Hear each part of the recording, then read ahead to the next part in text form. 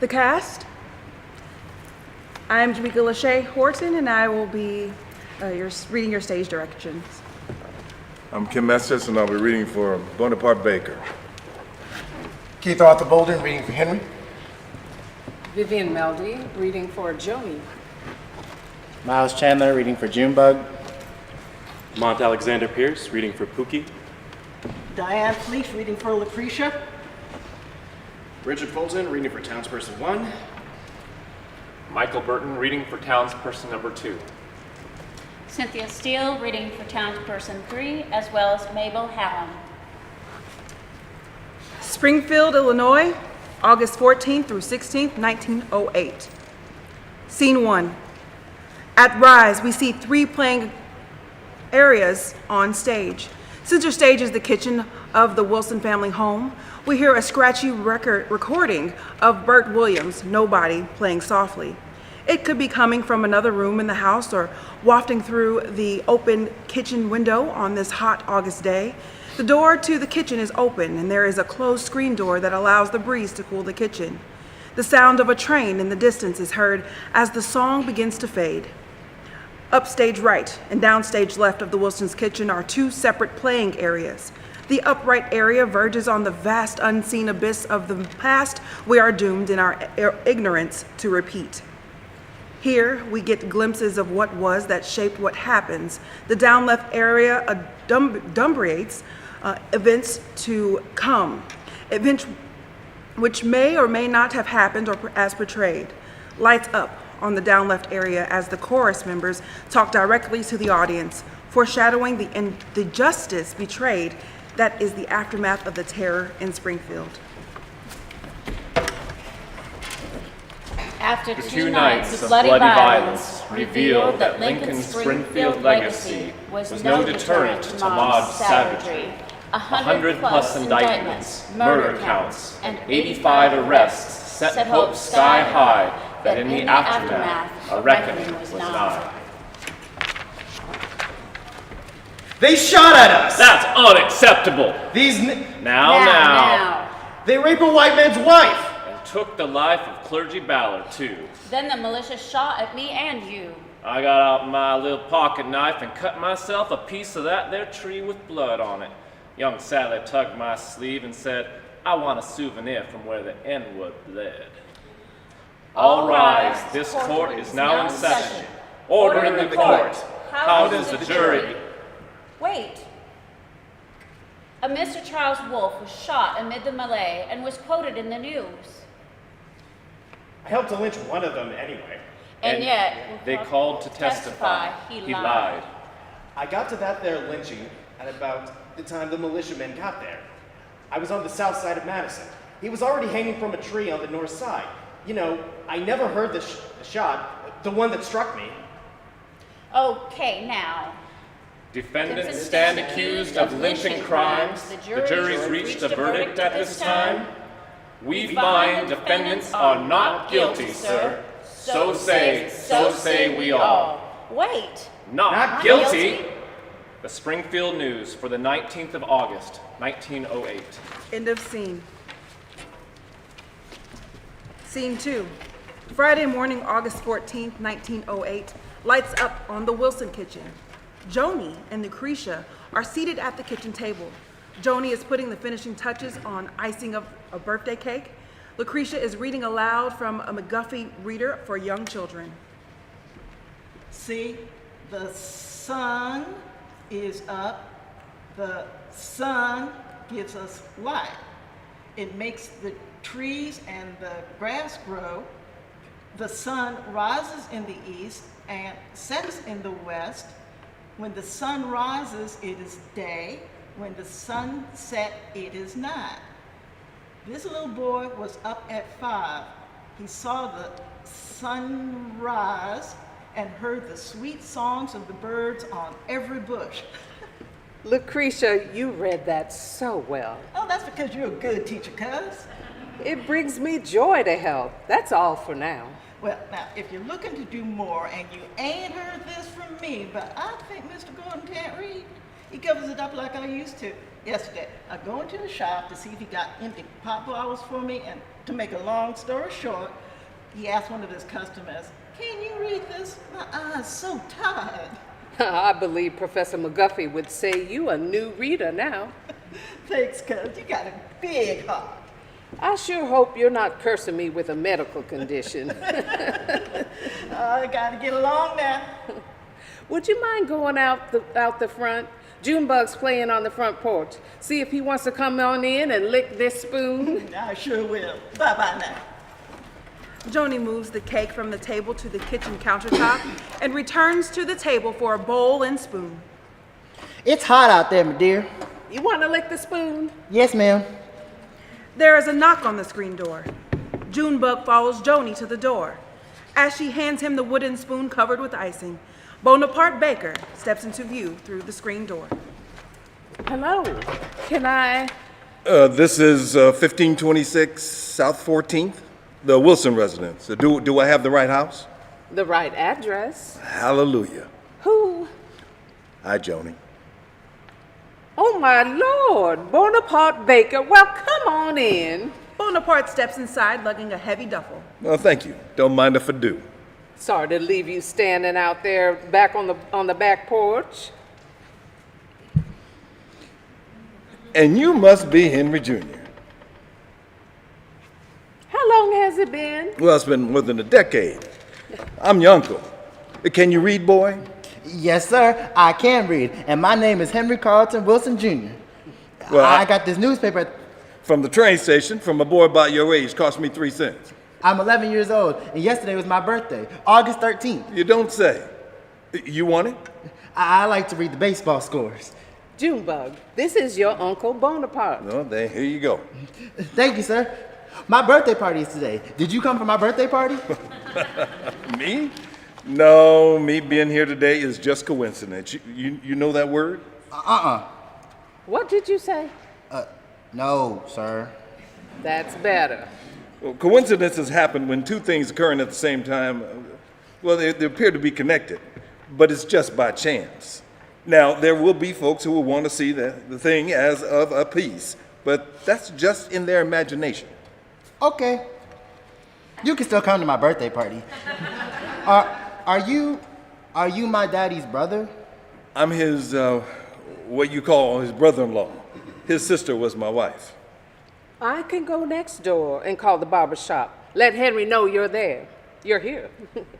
Junebug sits at the table and turns pages in the newspaper to find the sports page. Well, no rush. I don't expect to be too happy to see me. It's been 10 years. Yeah, but if the shoe was on the other foot, I know I would still be mad, so He's not mad at you. Some things you never get over, Joanie. He feels the weight of the world different without Belle in it. I know. Believe me, I know. He got more interested in his church work, and I think it takes some of the weight off his heart. Have a seat. Can I get you something? Well, if you got coffee. The coffee on the train was awful. I don't think... Look, It's not hot anymore. Look, that's just the way I like it. When it's hot out like this.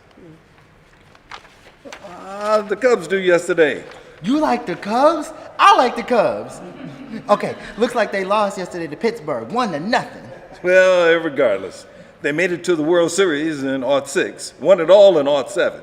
Stands to reason, with an even better team, they're going to win it all again this year. If they win this year, hell, they Boy, gon'... as long as you stay black and live under my roof, you watch your mouth. I'm sorry, my dear. If you right and they win again, it'll be the first time a team's won 2 World Series in a row. You don't say. Yes, sir, I do. And you want to know what else? The way they going, the Cubs might not never win the World Series from now on. Why is that funny? It's Joanie hard hands to Bonaparte a predict cup the of coffee. future, Junebug. Okay. Maybe St. Louis will win one now and again. Junebug goes back to reading the sports. Oh, that's where I'm headed. St. Louis? Yeah, to be exact, East St. Louis. This side of the mighty Mississippi. What's there? Well, I must confess that those were my exact words when my brother issued his clarion call to me about coming out west to live. West. East St. Louis is just... Back east. For some odd reason, folks have taken to calling East St. Louis the Pittsburgh of the West. So I stand before you, well, I sit before you, convinced that there's a need for men to fill well-paid factory worker jobs. Indeed will lead me to a better life than I had as a Gandhi dancer for the railroad, working the scorching hot sun all day long. Oh, Lord have mercy. And paid the miserliest wages to boot. Little Henry, you... We call him Junebug. What's a Gandhi dancer? Don't exactly know where the name come from, but Gandhi dancers is what they call the crews that lay the railroad and maintain the tracks. We use the lining bar that's about 5 feet long, about this big around. It weighs about 20 pounds, and some of the old-timers call it the Gandhi pole. You use it to move rails. I love trains. Did you get to ride in the caboose? No, riding the train wasn't part of my job. Don't let the word dancer in there give you the wrong idea. We all moved together kind of like a dance, to align the track, but this was dirty, hot, strenuous outside work that don't mean it didn't have some magic to it. It goes like this. The straw boss, this was a colored fellow. He said, "Get ready, boys." And then we'd all get out our lining bars under here, under the rail like that, like a lever. While the crew boss, most times a white fellow, he'd get down and sight the rail. You see, after a while of them heavy trains beating down on the train tracks get out of alignment, and if they don't get the Gandhi dancers out to align them back, after a while you get a derailment. Well, the crew boss, he'd get down like this. He put his cheek down on the rail. Like this, and that's how he sights the rail. And that's how he knows how to move the track to align it. Then the straw boss set his grip, get his lining bar out underneath the rail, and he go, "Hey, Lordy, everybody get ready." And we all, "Let's go back home. Mobile, Alabama, Springfield, Louisiana." Yeah, you thought I was gonna say Illinois. "My wife, Louisa, in bed with the fever. Eliza, my daughter, be out on the water." And that's how we did it. You make it sound fun. Oh, it's back-breaking work. And maybe they was having a grin at our expense. I don't know, but Gandhi does sound a little bit like Gampy. I know what that means.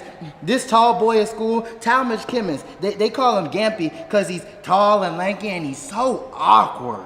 Well, I hope you don't join in calling him out of his name. No, ma'am. In the South, an able-bodied Negro man looking for work could find work as a Gandhi dancer, even when Jim Crow wouldn't let them work anywhere else. Now, Henry, Junebug, now you listen here to your Uncle Bonaparte. Uncle You Bonaparte. get yourself, you're Bonaparte, like Napoleon Bonaparte. Okay. We learned about Napoleon Bonaparte in school. Are you famous like he was? No. I done met some famous people. They tell me I once met Abe Lincoln himself over yonder at Mr. Fleurville's barbershop on Adams. But I was too young then to have any memory of that now. They say he was amused that such a little fella had such a big name. Oh, one time I seen Burt Williams on the train. Not in the caboose, though. He had to travel apart from the white folks he worked with, So I got to talk to him. Did he play baseball? No. He's a singer and a comedian. Henry's got a record of his. What did you think of him? Well, he's an eloquent, funny man. What'd y'all talk about? White folks. When I offered the supposition to him that no white man in history would want to be him, even with him being a Broadway star, he said something like, "I was never able to ascertain that." He talked like that. Ascertain that there is anything disgraceful in being a colored man. However, he said to me, and he's sitting in the corner of the colored car, "In America, I have often found it inconvenient." Upon reading this here newspaper article, I'm left to conjecture that this Mabel Hallam is going to make it inconvenient to be a colored person here in Springfield. Things are already dicey. What with that colored young man being charged in the North End business? What are you looking at that is so fascinating, Junebug? It was Cy Young Day in Boston yesterday. It says, Cy Young is honored veteran Boston Let me see. Twirler. Twirler? Oh, okay. Veteran Boston twirler profits by big benefit game. Did you meet any famous baseball players? Well, no, I did meet Bud Fowler. He was one of the most liked baseball players and the first colored man ever to play in organized baseball. Did he play for the Cubs? No, he never for the Cubs. Like I was saying, you listen to your Uncle Bonaparte, get yourself a good education so you don't have to work outdoors. What about playing baseball? That's outdoors. If you want to play baseball, be smart like Bud Fowler. His daddy was a barber just like your daddy. And he learned that trade, which saw him through when times got tough. And for a colored man, times always get tough. My daddy say all work is honorable. He say if you gonna be a ditch digger, be the best ditch digger you can be. Your daddy's a smart man. Joni, I got something for you. Bonaparte goes in his duffel, retrieves an envelope, which he hands to Joni. Here, I thought you'd want these. Joni opens the envelope, extracts photographs from within, and fans them out on the kitchen table. Oh my. Belle, these are lovely, but don't you... I have my own. Who's the pretty lady? That's your Auntie Belle. She and your Uncle Bonaparte got married and moved away when you were a baby. She held you when you were just a little thing. See, that's you. Okay. Where's she now? Now, Junebug, your uncle doesn't... No. It's all right. I need to talk about her. There was a time when I couldn't. 10 years ago, we lived in North Carolina, which, despite of its name, is part of the South. Uh-oh. I'm glad we live in the North. Now, this is not that kind of story. This was before Jim Crow took over the South. Me and Belle couldn't have been happier living in Wilmington, North Carolina back then. It was like finding the promised land. A colored man in that town could be elected to public office, and many were. I worked for the mayor, who was a Republican like Abe Lincoln. But then your Auntie Belle went off to heaven. Things changed so much, and after she left us, it started me on a journey back here, a journey 10 years in the making. What's a Jim Crow? A Jim Crow, it's not a bird. It's, I'm not sure how to explain it. Junebug, you need to go get dressed for your party. Come on now. Yes, ma'am. Thanks. He's been having nightmares now and again. No sense adding fuel to that fire. I hadn't realized until now just how tough it is to explain Jim Crow to a young blood. That's because it don't make no sense. White folks gone and created a black boogeyman who's so foul, so powerful, and on the other hand, so stupid and lazy. That's a wonder. Knock at the door. That all the friction of those contradictory ideas rubbing up against each other in their brains hasn't brought about the spontaneous human combustion of the entire white race. She goes to the door, sees Pookie. Pookie, how come you ain't at work? And miss you going on about spontaneous human combustion of white folks? Excuse me. Sorry. You got company. This is Wilford Pooks. Pooks. Rhymes with hooks. Everybody call him Pookie. He works for Henry at the barber shop. Glad to meet you, Mr. Pooks. This is Henry's brother-in-law. I know about people and mispronouncing a name. I'm Bonaparte Baker. People sometimes call me Boney. Rhymes with Joni. I come from the barbershop, Miss Joannie. Henry sent me to tell you stay inside and lock the doors. What in the tarnation? What's going on? You seen the morning paper? Dragged from her bed, and outraged by Negro. Lights up on Mabel Hallam, embodying the newspaper article, and partially down on the kitchen as Pookie, Bonaparte, and Joannie continue to talk inaudibly. The Negro must have gotten in by way of entering through there, the kitchen door, and come into my bedroom when I was asleep. I had a lamp left burning for Mr. Hallam. Then I went to bed. I thought the Negro was just Mr. Hallam come home when he grabbed me by the throat. Lights crossfade out on Mabel and back up on the kitchen. Now, they done arrested George Richardson for raping that white woman. And there's a lynch mob forming at the county jail. Everybody's closing up the levy shops and getting the hell away from them crazy white folks. But dear, I can't find my shirt. Can we not go into all that right now? Hold your horses. He probably looking right at it. Oh, I've got a new one for you. Abe Lincoln was the first president who was assassinated. Who was the first presidential candidate to be assassinated? Are you talking about the Baltimore plot? No, that's just a tall tale. What was that about assassinations? It's just a thing we do to pass time. Weird Illinois history. She the Grand Master. Are you a back to Africa proponent, Mr. Pooks? You can call me Pookie. And how did you know? Oh, your pen. I recognize the Liberian flag. Oh yeah, my people come up from Arkansas. Some settled here, some went west, some went east, all the way to Liberia. You're here, but your heart is in Africa?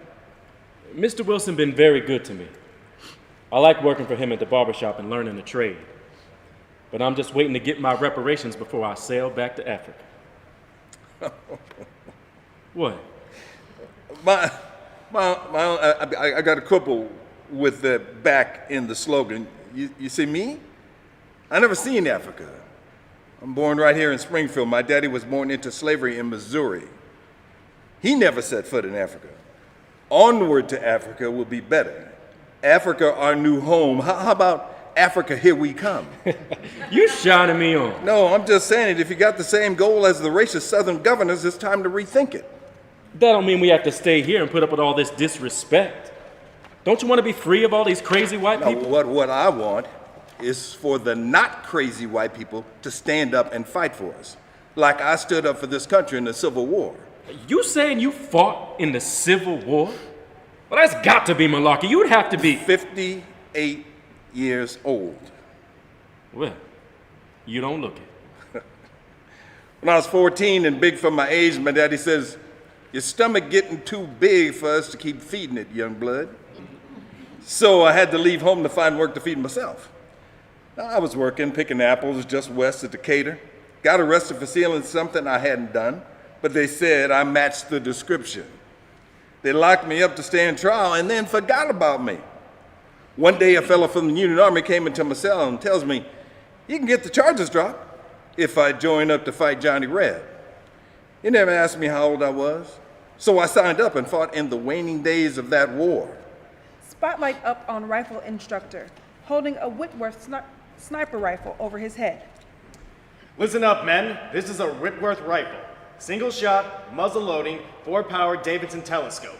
The Whitworth rifle has an effective range of... And I think we can all agree, as the great Frederick Douglass said, had the North failed, our race would have been doomed. No disrespect, sir, but it gets my hackles up when people talk about race like that.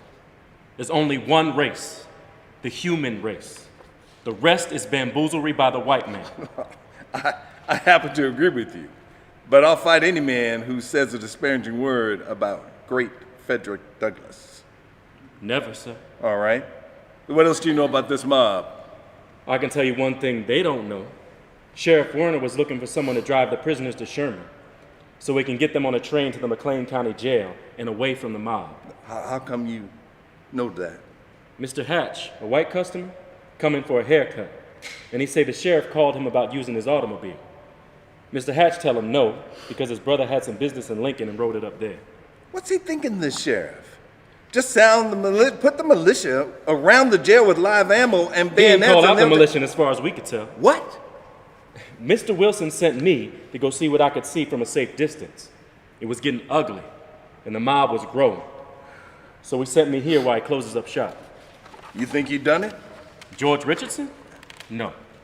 You can't work at a barbershop in this town and not come to know that while her husband does the owl run on the streetcar line, Mrs. Mabel Hallam filled her evenings and herself with a white gentleman who ain't her husband. They just looking for an excuse to go after us. No, you're right about that. We the ones should be outraged. In Wilmington 10 years ago, they staged a coup d'etat.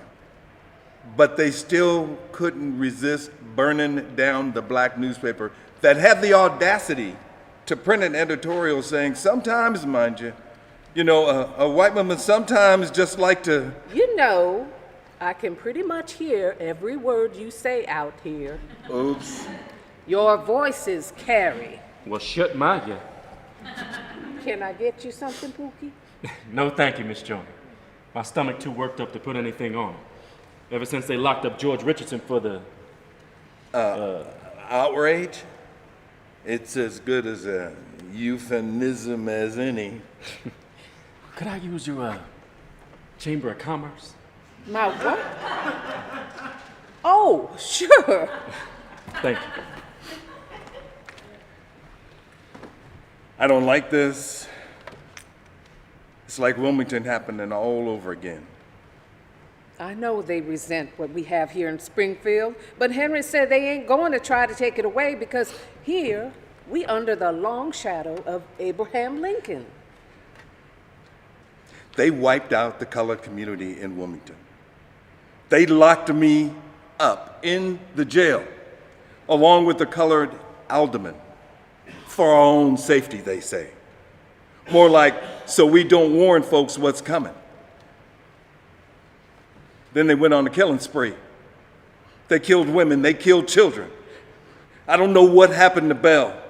But I got an alderman to appeal to one of our jailers to check on Belle. Word came back, she was shot dead, while she was making her way down to the Cape Fear River with neighbors to hide out. Oh, my Lord. Why didn't... Henry should have been told. We knew so little. You never wrote. How? I couldn't write those words.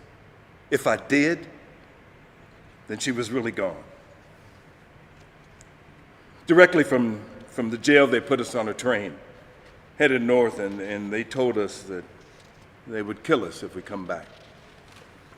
Oh, Bonaparte, that makes my heart... I'm going to check up on my mom. Oh, sorry. Should I? No, it's okay. I've got to go next door to make some calls and stop by a few houses to let folks know. Junebug! I need to let folks know not to come for the birthday party. You want to come next door with me? Next door?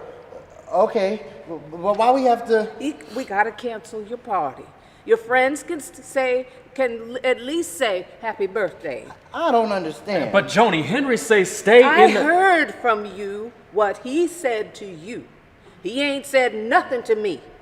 Come on, Junebug. Yes, ma'am. Joni? Joni, does Henry keep a gun in the house? End of scene. Scene 3. The Illinois State Register front page. A Mrs. W. Earl Hallam dragged from bed and outraged by a Negro brute, while husband works the night owl trolley route. Steps apart from chorus as Mabel Hallam. I said, tell me what you need, Earl, or stop bothering me so I can sleep. He said, I'm drunk. That's what. That was when I saw that it was a Negro. I tried to scream, but he choked me and dragged me into the garden at the rear of the house and assaulted me. He left me here, neck bruised, unconscious. Left unconscious and without her clothes. I came to with a scream from neck pain here. My scream must have awakened the neighbors, and I reckon that's who called the police. Plain-clothed and uniformed cops arrived. I'm Fairchild and this here's Shottiger. We'll have a patrolman fan out and arrest suspicious Negroes in the area. Tell us, ma'am, how would you describe this fiend? The Negro? Well, I would say he was rather young and stout of build. What did he wear? He wore a colored shirt and working clothes. That should narrow it down. These Negroes working up the block there, and some of them look like bad characters. The article ends with poor reportage. No effort should be spared to find and cage the fiend, the viper who performed this outrage. Words too incendiary, even for opinion pages. The Illinois State Register, Springfield. Morning edition, Friday, August 14, 1908. End of scene. Scene 4. A few minutes later in the Wilson's kitchen, enter Henry through the screen door. He is carrying items a barber would not want to have looted from his shop in a burlap bag. Henry sees Bonaparte, who rises from the seat at the table. They stare at each other.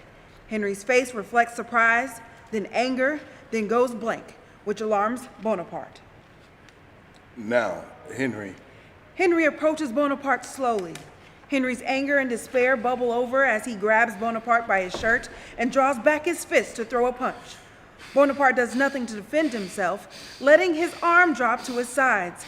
Henry, his rage tempered by Bonaparte's non-resistance, drops his fists without hitting Bonaparte and backs away. Bonaparte reaches to touch Henry's shoulder. Henry pulls away violently. Where's Joanie? She went off with little Henry to call off his birthday party just a bit Did ago. Pookie make it here? He was supposed to... Yeah, he was here. He left a few minutes ago to check on his mama. And what brings you here? Just passing through Springfield. Well, your time is the worst. Tell me something that is not glaringly obvious to me already. I brung you something I thought you... Brung me something? The only thing I want from you is you to tell me what happened to my sister and why you let it happen. Let it happen? How can you be so cruel? She was my wife. Well, what happened on your watch. You were supposed to protect her. I wasn't there. I was at my job at City Then Hall. what good are you? As a man, as a husband, as a person, what good are you? Is your grief greater than mine? Is your loss All anything? these years I wanted to punch you in the face. Give you the black eye, the bruising one you deserve. I don't deny you that, Henry. That could never hurt me as much as... When she died, I felt like my soul had left my body. I only felt that way one other time in my life, during the war when I was... Listen up, men. This is a Whitworth rifle. It has an effective range of 2,000 yards. That's 1.163 miles. Your volunteers have shown some skill with the rifle, and I don't care what color your skin is. This would probably not be a good time for folks around here to know you killed white men in the war. I didn't want to kill people. I just wanted to live with some dignity, but killing became my job. The white man turned me into a killer, but I'll tell you something. Killing in the war didn't... Every time I shot a man, at that distance, it felt like I could have been shooting a fly or skipping a stone on the river. Just some mindless thing. Being such a ways off from men I killed, it made me feel like I'd been emptied out. Some would say it sounds a little like murder. Bonaparte goes to his duffel, retrieves a velvet Cadbury Brothers cocoa box from the period, which Henry recognizes as Belle's jewelry box. I thought you'd want these. I gave Joni some pictures Belle would have wanted y'all to have. That was her favorite. The earrings in there too. I can't. Look, it was something so horrible. What they did to us is not something you ever get over. It's also, if you weren't there, it's something that you could never really understand. They locked me in jail. I couldn't get to her. She was your sister, but she was my wife. What did you do with your grief? We didn't hear from you. I figured you got up to no good. It's true. After I lost Belle, I also lost my compass. I fell in with some bad people who were about some bad business. There was gambling, women, worse. I got to the point where I couldn't be around that stuff. I worked on the railroad, and that helped me find myself again. You know, I never wanted her to go to North Carolina with you. The day you and Belle left here, according to Joannie, was 50 years to the day that the donors, the Reeds and them, left Springfield. I'll never understand her fascination with the Donner Party stuff, but their journey and Belle's journey with you turned out to be disastrous. Disastrous? You are also describing my life without Belle. You're not the only one who suffered the loss. You should have. Yeah, but your judgment weighs on me most heavily. But Henry, my daddy used to say, don't judge a man until you walked a mile in his shoes. Yeah, folks think that's from the Bible. You won't find it there. And I tell you what. I warn my son not to wear other folks' shoes because you might get itchy feet or bunions. Yeah, that's the point I was... End of scene. Scene 5. We will apply the rope, the mob disclaimed. Saloons and shops destroyed and homes aflame. A town destroyed by cyclone's wrath won't see more harm than that of Mabel Hallam's calumny. Springfield News, August 15th, 1908. I never used the words they printed in the paper. Fiends. I never called anyone that. In my whole life, I never said brute or black viper. That was the newspaper. I never wanted people to feel hatred for the Negroes. I did not. What I did not do to hurt them. And most assuredly, not to ignite all the unpleasantness. I prevaricated so that Mr. Hallam, my husband, would not become privy to my hole-in-the-corner diversions. I had never told anyone this before, until now. Well, Mr. Hallam, you have to understand, insisted we leave town after. Well, after he had wheedled the truth from me, so now I will share with you what I have kept you in suspense of. He shall remain nameless, yet if you insist, we can refer to him as Mr. Wentworth. You see, Mr. Wentworth was my lover years ago, when we both lived in Sherman before Mr. Hallam. Over the years, he would return to Springfield now and then. What happened that night was that Mr. Wentworth gave me, I had a love bite. A prodigious hickey. Here. This will just not do, I said to Mr. Wentworth. Whatever shall I say to Mr. Hallam? He said, I don't know. Tell him a Negro did it. Only he didn't say Negro. End of scene. Scene 6. Saturday, August 15th, 1908, 1 o'clock a.m. The quiet is shattered by the sounds of screams, gunfire, bricks through glass, and burning homes. A clock strikes 1. In the wee hours we watch as darkness yields, aghast as fires destroy the battlefields. The eastern sky reflects to cast again the horrors that the lurid hues condemn.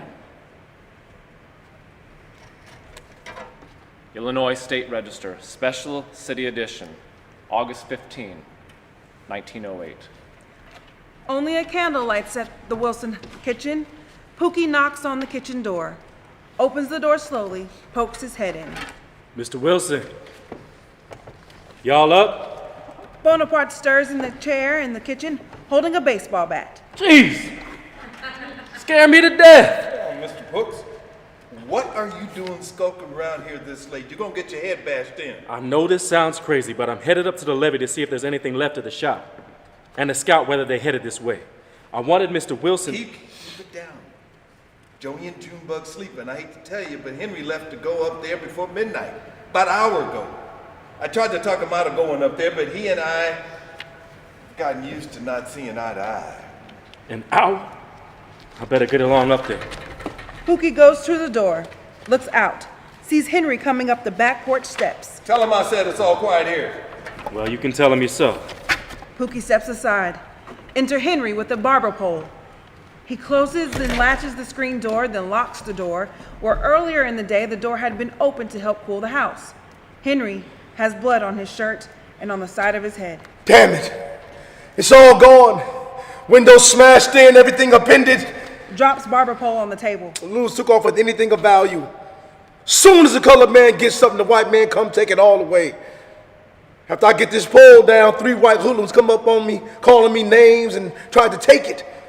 I think they were looking to beat me with it. No, Henry, you got it. I swung around on them, and I hit the one closest to me upside the head with it.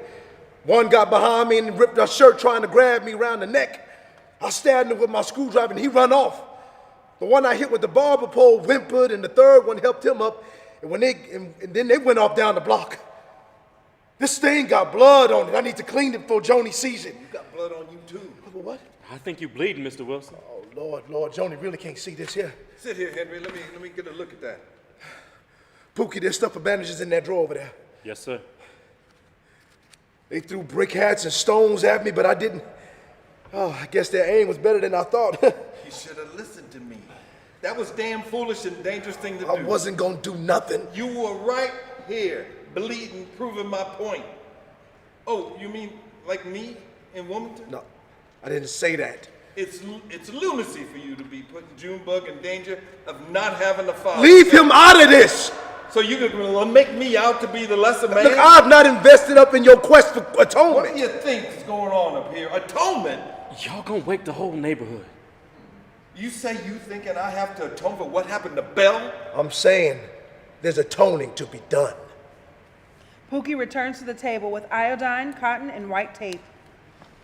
That's why we used to call him holier than thou, Henry. Oh no, I'm staying out of this. Everybody needs to wake up to what's happening here. I've lived through this before. I hoped. With some white customers, I hoped they wouldn't wipe me out. I'm sorry, Henry. What about the state militia? Did they? Sheriff Wagner thought he could handle it until he found himself trying to calm 1,000 angry red faces. When I got up near the levee, I saw Willie Johnson. He told me how they watched this from the rooftops from the levee shops. He said the sheriff yelled at the mob to go on home, saying he was sworn by his office to protect them. After a while, he'd tell them to go home since he done sent the prisoners off to Bloomington. Well, Willie say it was like he poured moonshine on the fire. Somehow they found out that Harry Looper and had carried George, and that Joe Johns fella out of town. He found out that he had carried that Harry Looper and George can carry George and that Joe James fellas out of town. The level was only about a block away, but I guess they thought we could wait, because the mob headed south to Loper's restaurant. Sure enough, after they ransacked Loper's and set fire to his car, they came for our businesses on the levee. Some took to the roof with shotguns and fired into the mob on Washington Street. This is a nightmare. By the time I got there, they had moved on from the levee and started to burn houses. The sky was lit with flames. Oh, a hellish sight to behold. Henry touches the barber pole. I don't know if this thing ever go up again. No, I can't believe this is happening. I talked to folks that seen the bloodlust in their eyes. The mob stood their ground, staring down the barrel of the militia rifles.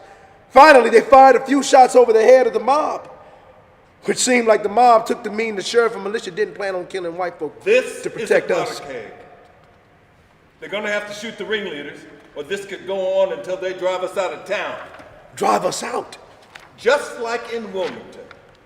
I'm getting Joanie and Junebug off to her daddy's farm in the morning. I'm steady beating myself up for letting them stay here tonight. I thank the Lord the mob never got down here, but I didn't know that this afternoon. Well? Now, don't you say a damn thing. I'm still mad at you. You still want to punch me? No. I pray that tonight this ends. Pookie, you go and get home now. I'm gonna try to get some sleep, and you should too. I'll come by in the morning. Good night. Exit Pookie out the screen door. Henry goes to the door and locks it.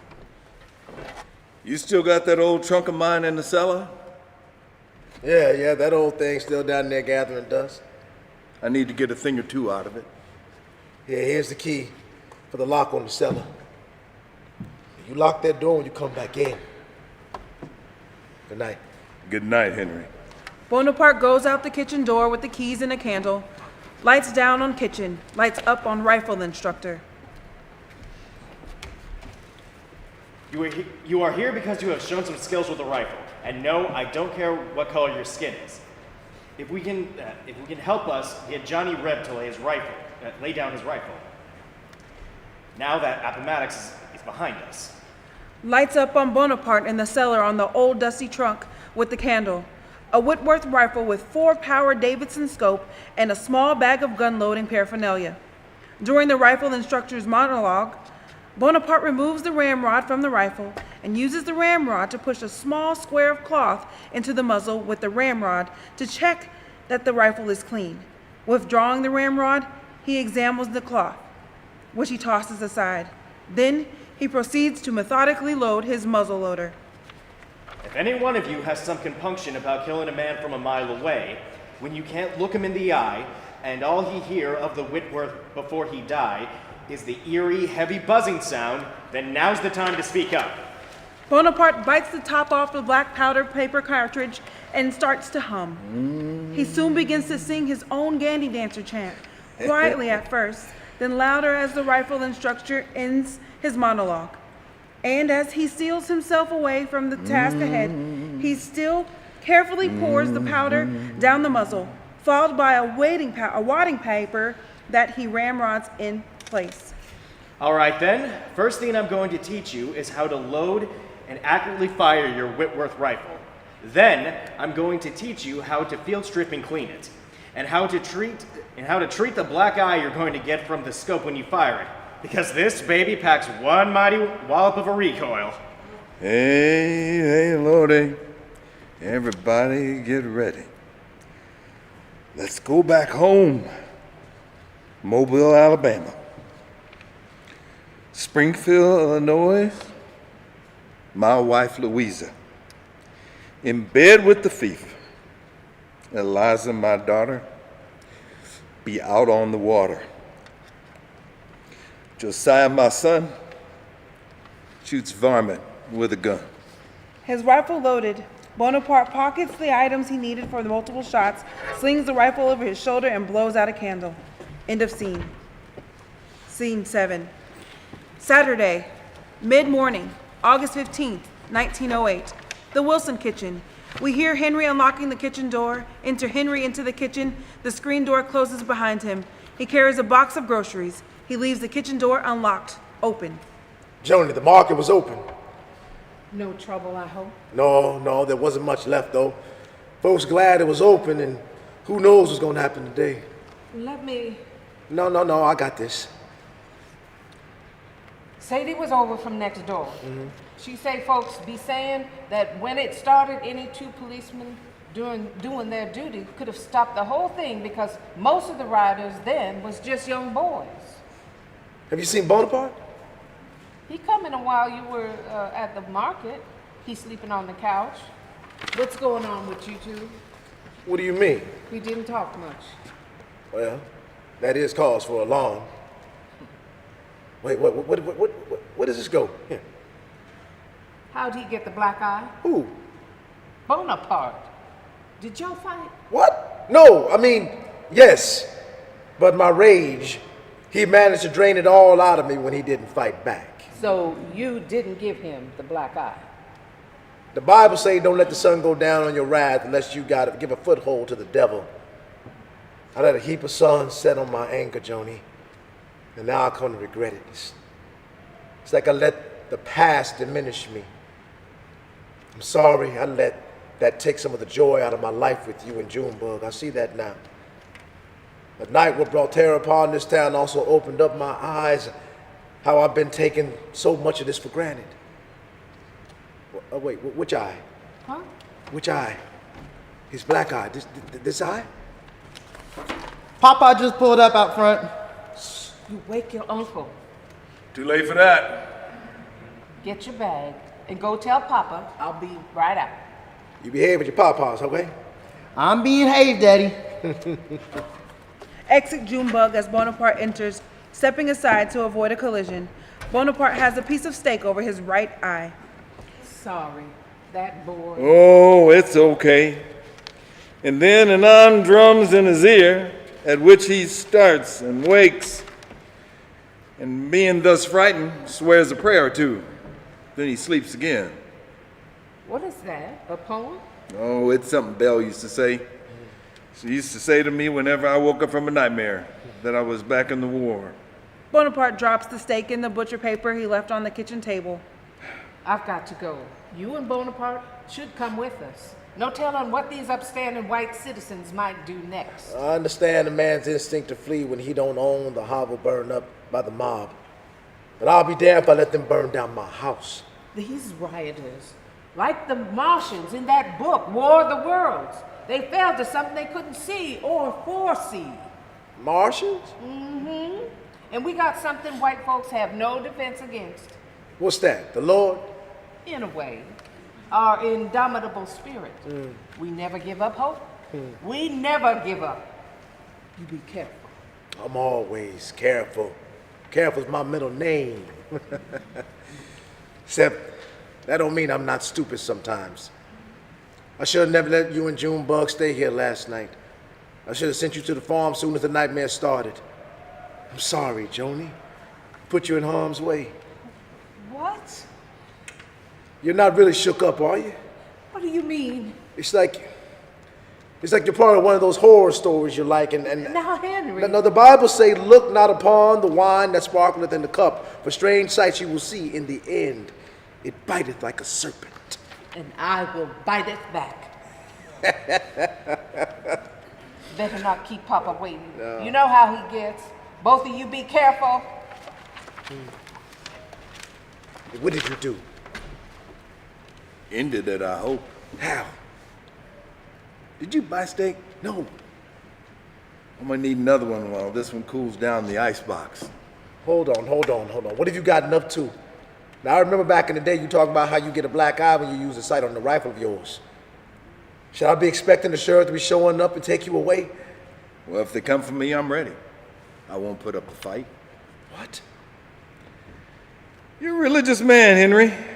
Tell me, is it a sin to kill in a war? What are you talking about? The newspaper calling this a race war, isn't it? Is it sin? Who did you kill? Ringleaders. I was on a rooftop about a half mile away. It was after 2 in the morning. I could see through my scope the mob at 12th and Madison. The militia was there. There was a standoff. The militia fired warning shots, and the mob just ignored them, except to laugh at them. And I took out 2 of the ringleaders. Then the militia fixed bayonets and charged them, and the mob dispersed.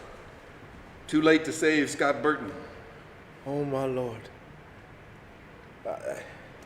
I don't think killing in a war is a sin, but it's not mine to say. The riders seemed to run out of steam and went home.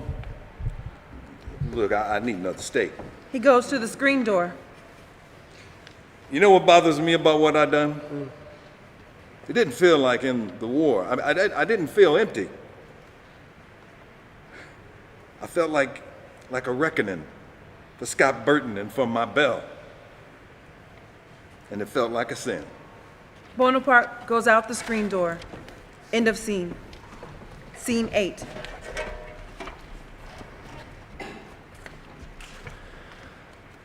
I hope I am not overwary, but if I am not, there is even now something of ill omen amongst us. I mean the increasing disregard for law, which provides the country the growing disposition to substitute the wild and furious passions in lieu of sober judgment of courts, and the worse than savage mobs for the executive ministers of justice. This disposition is awful in any community, and that it now exists in ours, though grating to our feelings, would be a violation of truth and an insult to our intelligence to deny. Accounts of outrage committed by the mobs form the everyday news of our times.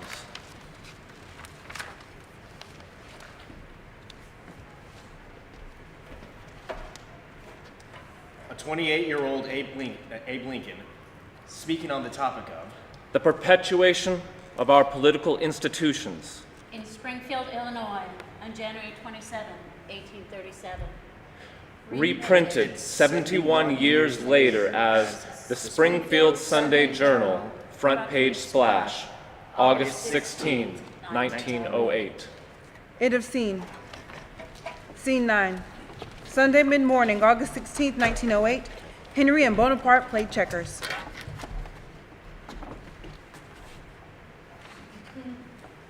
You gonna move? Is there more coffee? You move, I'll get the coffee. Are we under martial law? I can't tell from this newspaper. I don't think so. What difference do it make if they declare martial law? They got thousands of militia here, and they still almost lynched Mr. Donegan last night. There. How'd you even get a newspaper? I couldn't find one. Came this morning like usual. King me. And a good thing, too. My mom need her Sunday journal. Watch out! Not bad. Mm-hmm. Not bad. Mm-hmm. Not good, but not bad. Mm-hmm. I read somewhere they played checkers during the Trojan War. Can you believe that? Oh, I do. I learned how to play during the war.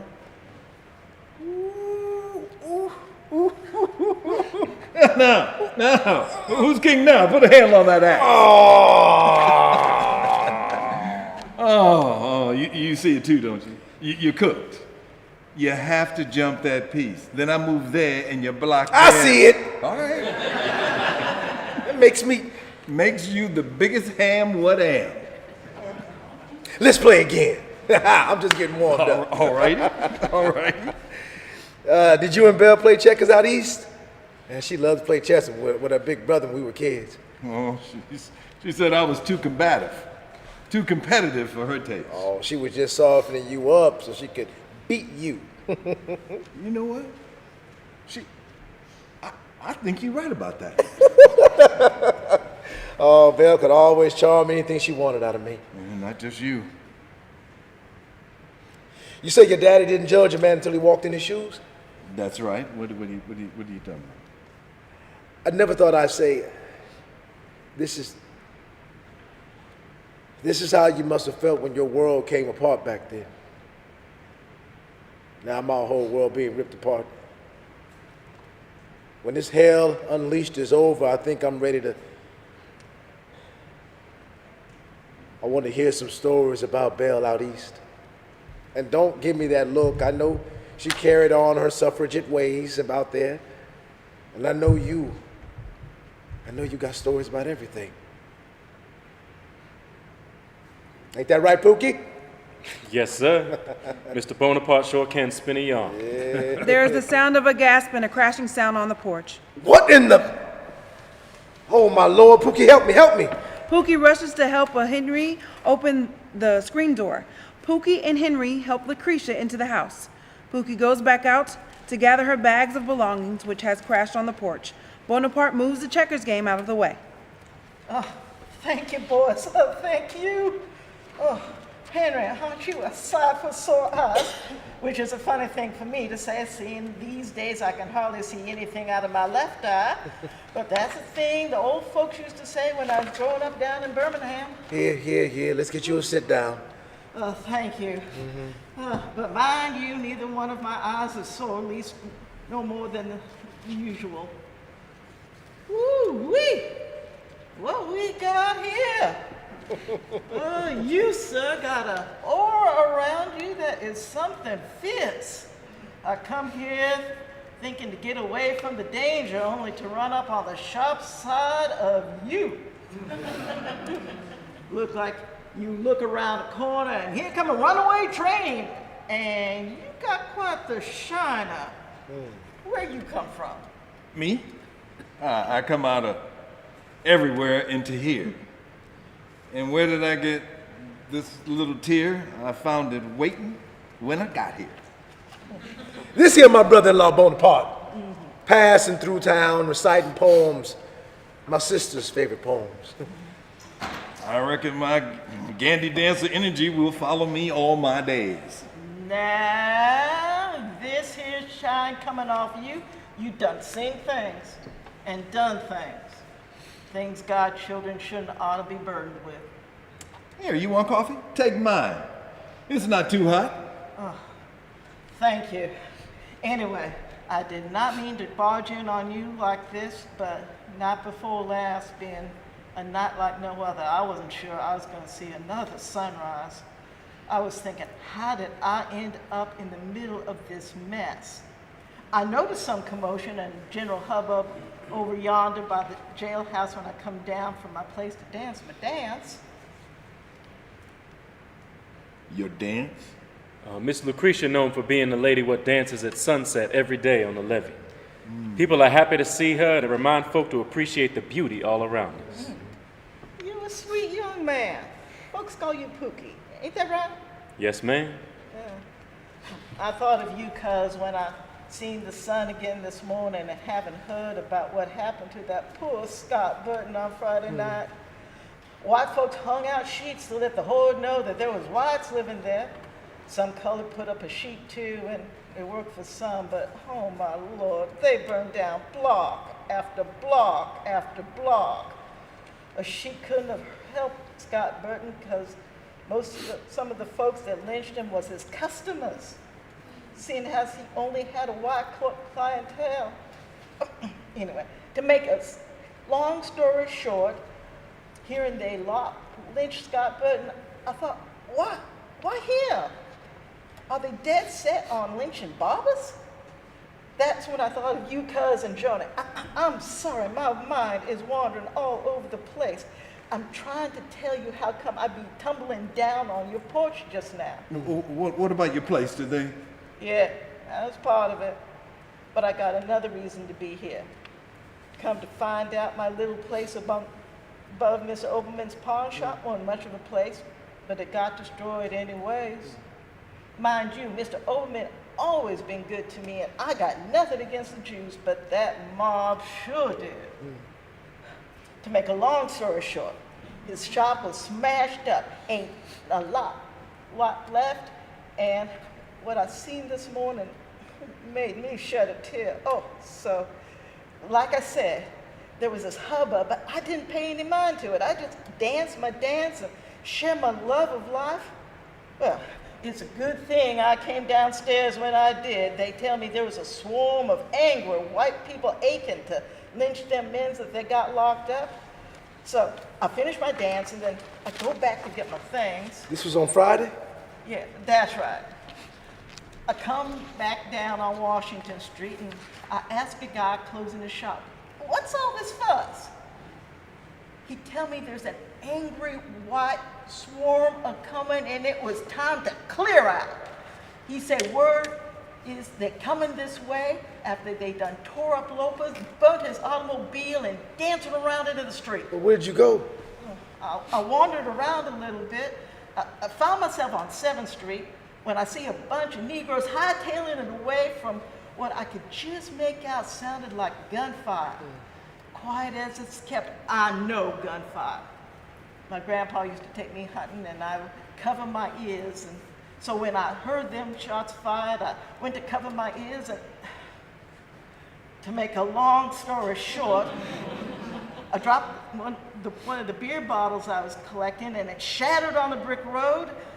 I was glad it wasn't the milk bottle that was broke because those cost a pretty penny more than beer bottles.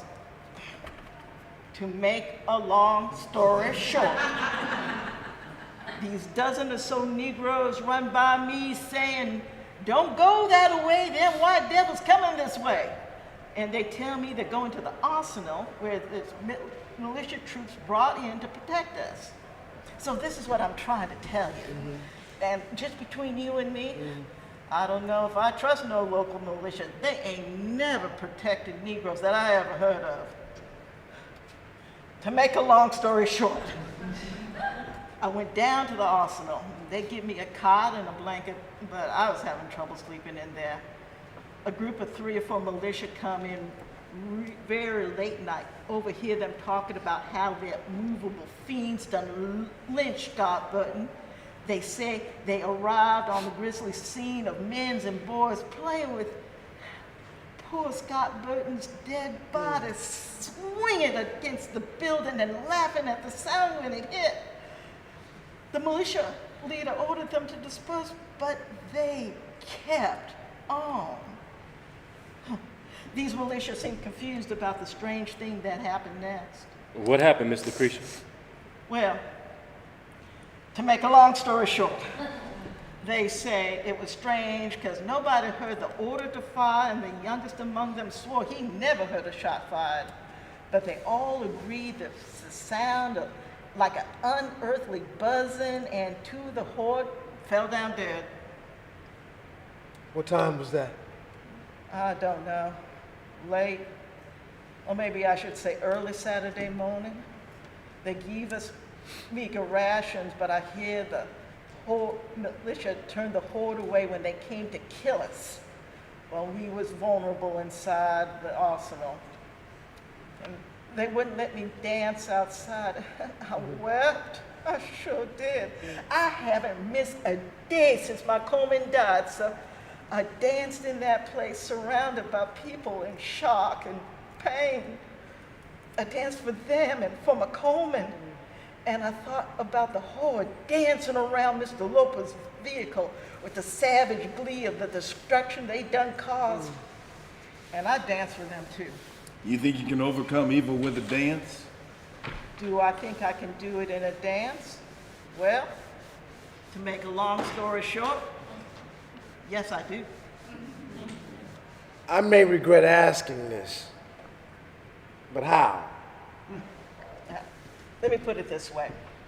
You can bring in all the militia you got, marching in time, fixing their bayonets, doing their dance of death, but they can't change the evil in a man's heart, now can they? You think all of this is part of the pitched battle against evil, but what it really comes down to is an intricate puzzle that can only be solved by the heart. And that's what brings me to you, because I'm hankering to be outside to dance my dance this evening. Lucretia, you are welcome to dance here with us until you find another place. God bless you, cuz. End of scene. Scene 10. Sunday, August 16, 1908, just before sunset. Lights up as the scene progresses to the Wilson kitchen, begins to be bathed in red-orange light and long shadows as the setting sun dips low in the western sky. Lucretia is looking out the back door, putting on fingerless gloves. Bonaparte is at the kitchen table. Enter Henry from the living room. I'm going to meet Joannie over at church. We have a meeting to talk about this mess. Junebug's reading in his room. Would you keep your ear out? I'd be happy to. You want to hear something crazy? White folks, they sightseeing in the burned out ruins of the Black Belt in their Sunday best. A train load even come in from Peoria to gawk. Have they no shame? Is there no bottom to how low they sink? Did I tell you Mr. Donegan was a friend of my daddy's? I met him once when I came back here to Springfield when my daddy passed. I didn't know that. Yeah, my daddy said Mr. Donegan helped him when he was trying, as my daddy used to say, to get Master Robinson to sell meat to me. They killed him, Henry, with the militia camped out not a quarter mile away. And I always wonder if maybe he'd still be alive if they had just gotten it out of their systems Friday night. You know, we don't imbibe liquor in this house. But maybe I shouldn't tell you this. But Sadie, next door, she keep a fine liquor cabinet. I'm off. Henry's a good man. And that he is. I meant to ask, how long you been dancing at sunset? We come up on a train from Birmingham, me and my husband, with about 50 other Negroes. They are supposed to work at the coal mine in Burton. Huh. But they weren't no jobs, just some white swindlers trying to turn honest men into scabs against the Union. My Coleman took a bullet when the gunfire broke out.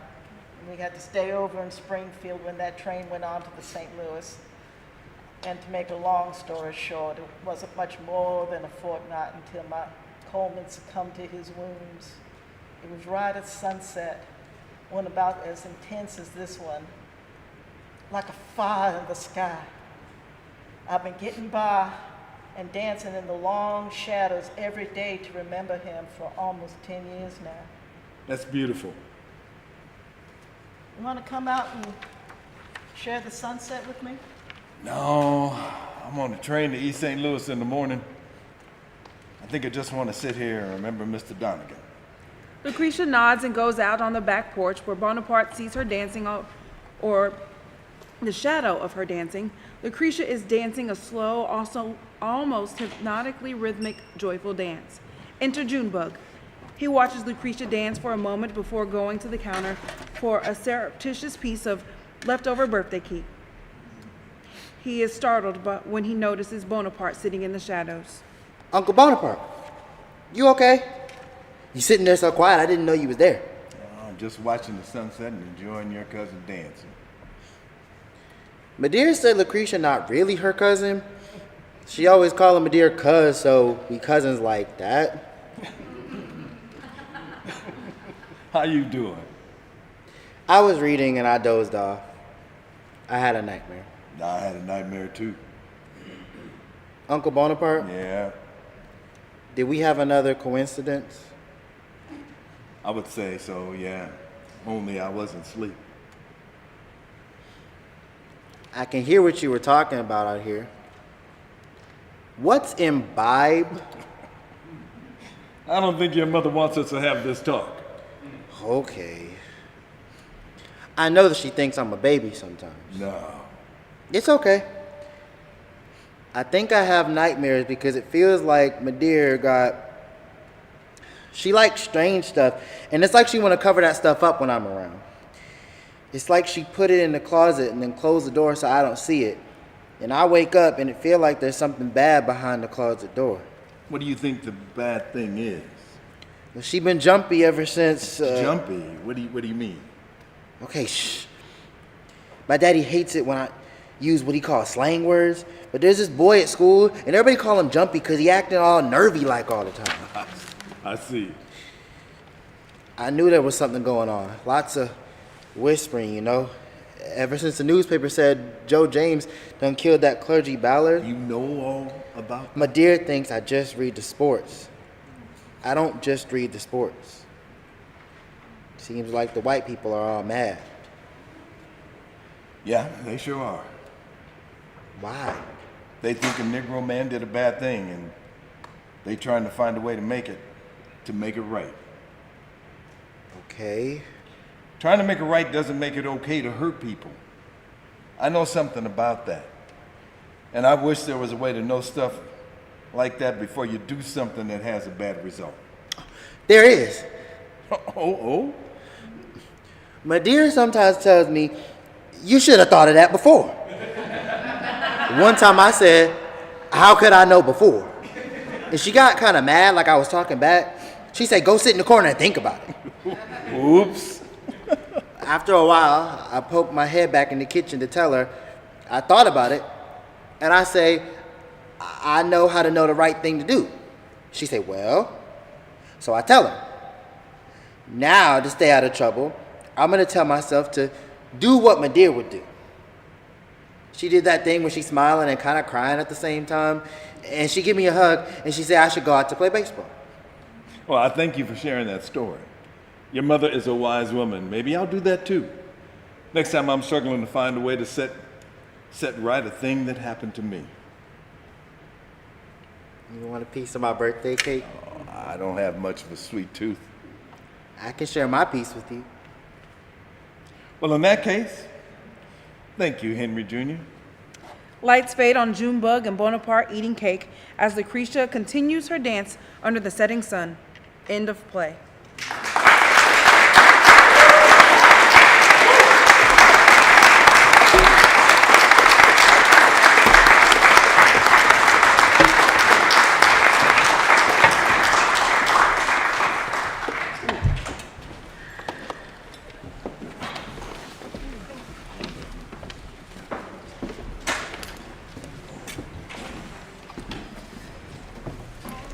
job, sir.